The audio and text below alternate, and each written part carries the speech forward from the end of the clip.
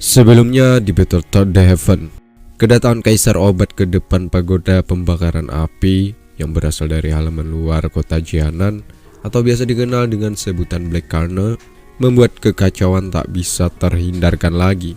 Han Feng alias Kaisar Obat sangat berambisi untuk mendapatkan Fallen Heart Flame atau api surgawi. Di sisi lain, para tetua berusaha melindungi sebisa mungkin agar inti api tersebut tetap terjaga kemaslahatannya. Itulah sebabnya pertikaian demi pertikaian tak bisa terelakkan lagi. Sementara Xiaoyan telah ketahuan keberadaannya oleh Fan Lao yang juga memiliki dendam akibat kematian putranya yang dibunuh langsung oleh Xiaoyan. Sehingga di episode ini semakin menarik, di mana Xiaoyan akan dibantu oleh Ziyan, Li King, dan Lin Xin ketika berhadapan dengan Fan. Yuk langsung saja kita katakan bersama-sama dan film pun dimulai.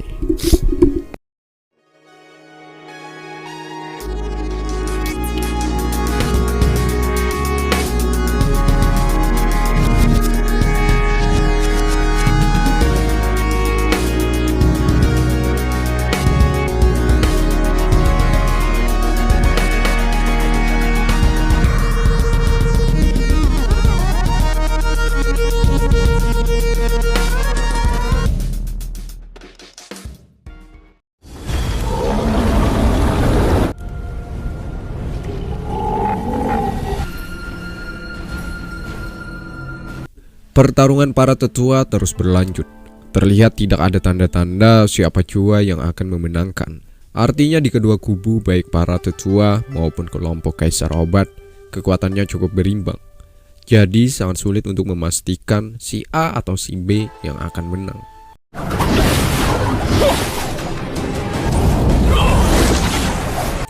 Sedangkan Fan menganggap mereka, yakni ada Ziyan, Li King, dan Lin Xin, dianggapnya hanya sebagai sekelompok sapi yang berani melawan harimau sepertinya. Mendengar itu, Ziyan tentu tak terima. Ia langsung menyerang Fan dengan gerakan yang begitu ciamik.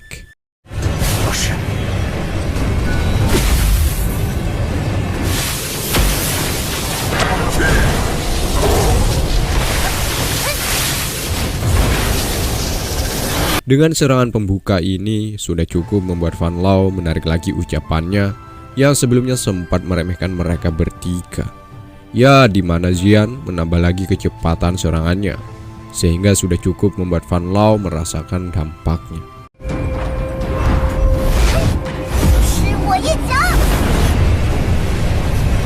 Merasa tertekan, akhirnya Fan Lao mencoba mengambil alih ritme permainan. Ia menggunakan teknik armor pelahap darah untuk menyerang Ziyan dan lainnya. Kemudian diiringi dengan diladeni serangan Fan Lao oleh Ziyan sehingga terjadilah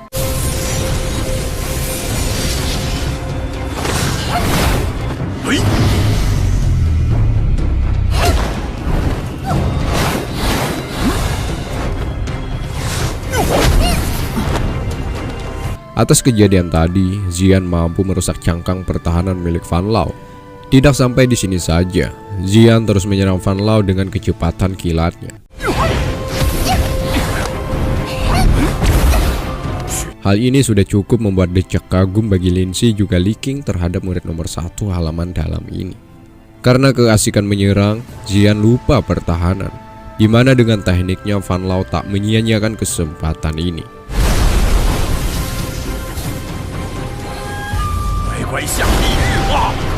Untungnya ada Li King dengan senjatanya secepat kilat menahan serangan Fan Lao. Sampai sini setidaknya Ziyan berhutang budi atas Li King, coy. Aksi heroiknya si Li King tentu adiknya Jenny dan beberapa murid lainnya yang menyaksikan sangat bangga dengannya. Begitupun dengan Fan Lao atas kejadian tadi, ia akhirnya menyadari ternyata murid halaman dalam tak bisa dianggap remeh. Ya, bisa dikatakan Fan Lao tak menduga sebelumnya dengan apa yang sebenarnya terjadi saat ini.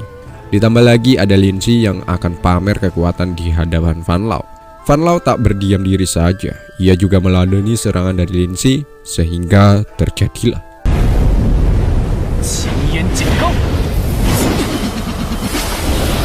Dewi Fortuna tak berpihak kepada Lin Xin, di mana Lin Xin harus menahan betapa sakitnya terkena serangan dari Fan Lao. Li King yang berusaha menyelamatkan Lin Si dari serangan kedua, malah ia juga berada dalam ancaman. Di sini, Xian mencoba langsung membalas budi terhadap Li King dengan menghantam serangan Fan Lao ini. Ya, sekiranya Xian dapat menyelamatkan nyawa Li King dan Lin Si dari kematian. Rupanya serangan terkuat Fan Lao bukan itu tadi coy, melainkan serangan tadi hanya sebuah pancingan agar ketiga ikan dalam kolam ini berkumpul dan berdekatan satu sama lain. Dengan ini kan, maka Fan Lao akan lebih mudah membunuh mereka secara sekaligus. Melihat kehebatan serangan pelahap darah yang dimiliki oleh Fan Lao, Xian rela mengorbankan diri sendiri dengan mendorong Lin Si dan Li King agar menjauh dari area serangan Fan Lao. Sehingga terjadilah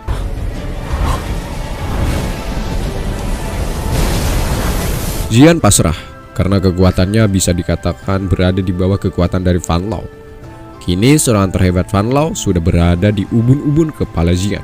Kematian sudah tercium. Semuanya pasrah. Untungnya di waktu yang pas, Xiaoyan datang dengan api di tangannya dan menghancurkan pelahap darah milik Fan Lao.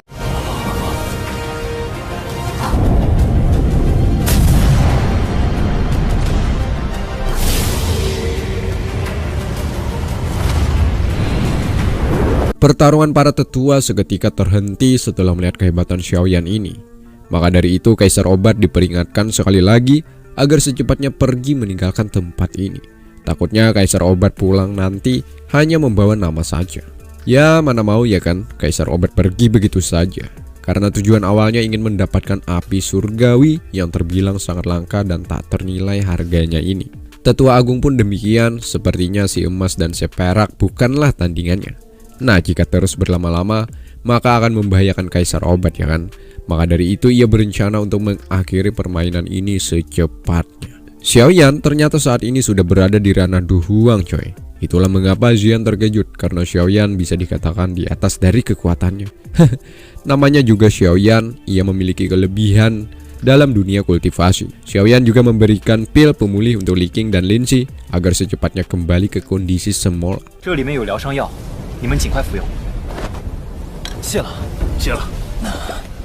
Kini Xiaoyan meminta ketiga temannya untuk mundur, sementara Fan Lao biar dia yang akan habisi. Fan Lao mengapresiasi dengan teknik Xiaoyan sebelumnya.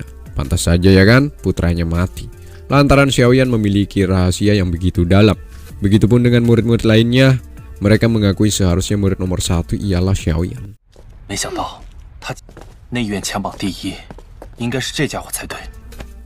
Kembali ke pertarungan, Fan Lao mempertebal asap merahnya.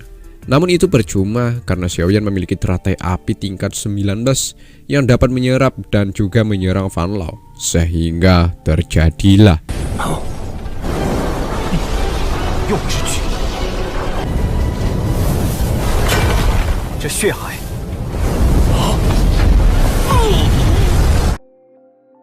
Han Feng yang sebelumnya melihat ada api di diri pemuda itu, tentu ia berencana untuk merebut dari tangan Xiaoyan. Artinya Han Feng ingin mengambil dua api sekaligus.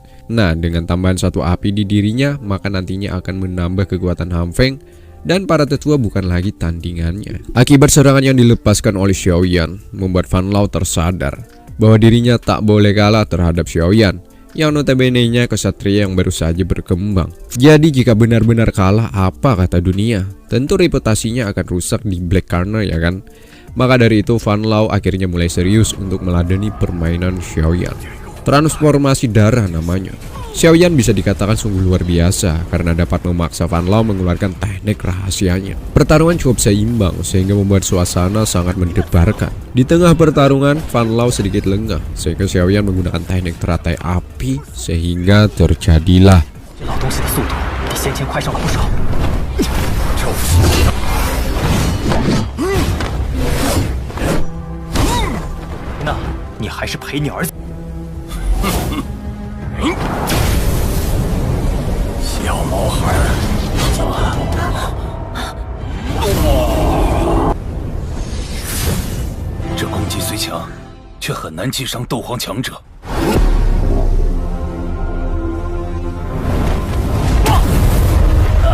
Rupanya serangan Xiaoyan tadi masih belum cukup untuk mengalahkan Fan Lao. Fan Lao semakin kesini semakin ganas. Ia bersiap untuk melawan pertarungan hidup dan mati. sebab Fan Lao sudah merasa lelah jika terusan seperti ini. Xiaoyan juga meladeni permainan ini karena tidak ada alasan lagi untuk menghindar, sehingga terjadilah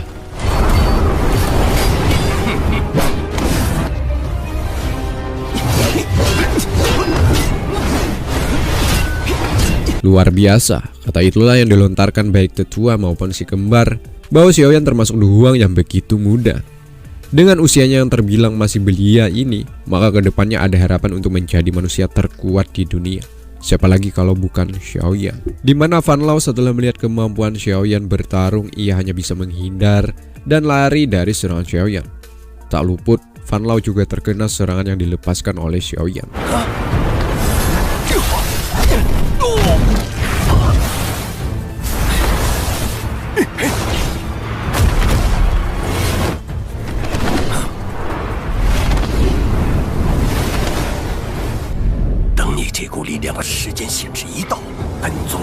Fan Lao benar-benar tak berkutik. Namun di tengah tak berkutikannya itu, Guru Yao Lao mengingatkan agar Xiaoyan tidak bertindak berlebihan, sebab jika dipaksakan akan memperkeruh suasana ini.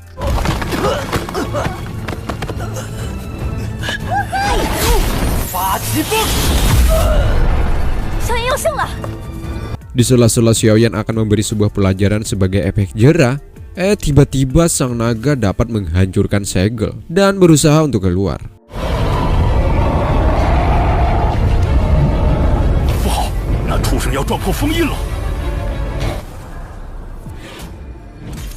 Dan film pun bersambung.